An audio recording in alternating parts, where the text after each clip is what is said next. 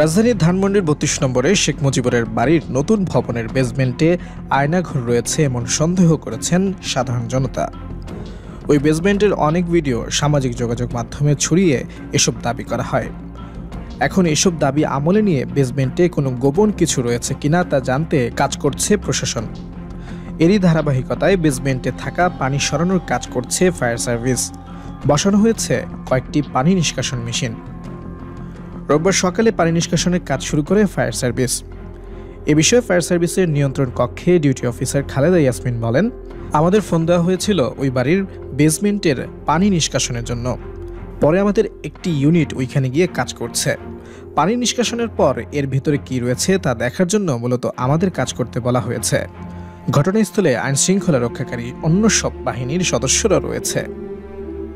গত ৫ ফেব্রুয়ারি পতিত সাবেক প্রধানমন্ত্রী শেখ হাসিনার অনলাইনে বক্তব্য দেওয়াকে কেন্দ্র করে প্রতিবাদস্বরূপ ৩২ নম্বরের বঙ্গবন্ধু শেখ মুজিবুর রহমানের বাড়ি গুড়িয়ে দেয় বিক্ষুব্ধ ছাত্র জনতা। বাড়ির পাশেই নির্মাণাধীন ভবনে উপস্থিত হয় বিক্ষুব্ধরা। সেই ভবনের কয়েকতলা বেসমেন্ট দেখতে পায় তারা। তার মধ্যে ২ তলা পর্যন্ত নামতে পারলেও পরবর্তী ফ্লোরে পানি দেখা যায়। অনুমান করা হয় নিচে আরও কয়েকটি তলা রয়েছে।